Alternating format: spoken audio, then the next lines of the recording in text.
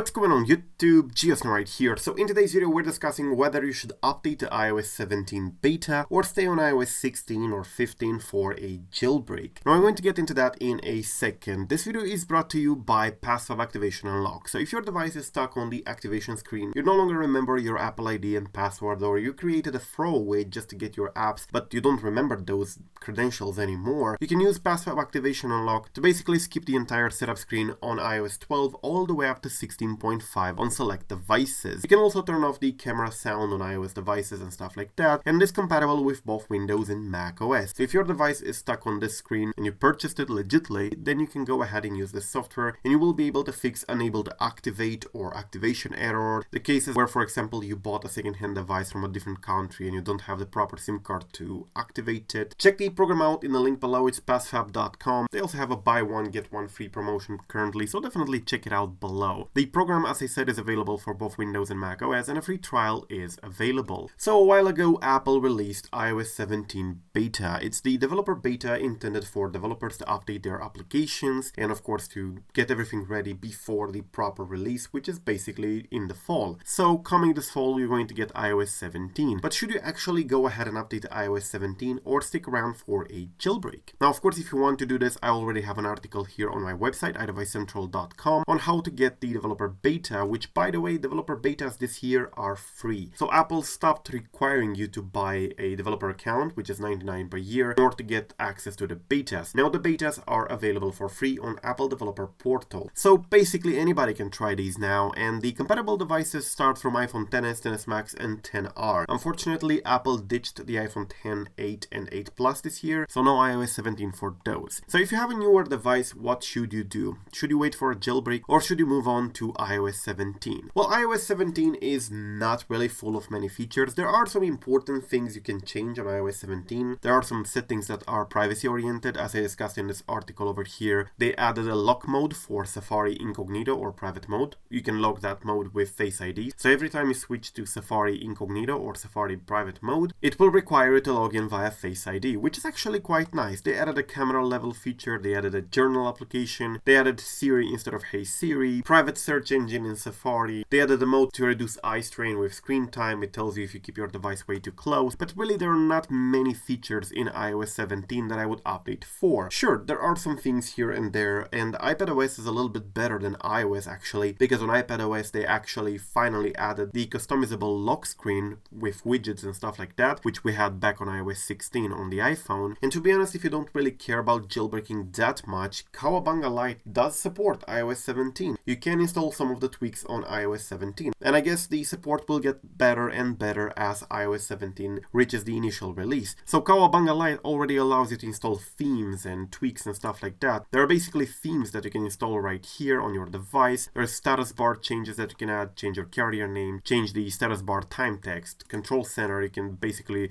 move things around, springboard options in here, you can disable lock, change the UI animation and stuff like that. There are a lot of things you can do with Cowabunga Lite alone, which is not a jailbreak. It doesn't use a jailbreak exploit in the background, so this will continue to work on iOS 17, 16 and newer versions and stuff, but it's not a full jailbreak. So if you want to wait for a jailbreak, you can do so. If you really want a jailbreak, I would really advise you to stay on iOS 16.5 or lower. The lower the better. However, for example, if you have an older device, Pelrain already supports iOS 17. Yes, iOS 17 on older devices can only be obtained on a couple of iPads, so it's technically iPadOS 17, but it's the same thing, and Pelrain does support that on the Checkmate compatible devices. However, iOS 17 really is out of the lives of everybody who is having a Pelrain device, because iPhone 8, 8 Plus, 7, 7 Plus, 10, those are not supported by iOS 17, so your device will probably be stuck. But if you want to jailbreak anytime soon, if you're waiting for a jailbreak like Shina A15 or like Fugu 16 and stuff like that, then your best bet would be to stay. However, if you want to enjoy the newest features, which aren't that many to be honest, you can go ahead and update. My recommendation at the moment, if you want to wait for a jailbreak, you should probably not jump to iOS 17 at the moment. It's not the best update, it doesn't have any important or interesting features to be honest, and I heard that the battery life is pretty bad. At least wait until the fall so that you have a proper iOS 17 experience, not the developer beta. Anyways, thank you for watching. I am Geosnow. Till the next time, subscribe to stay updated and peace out.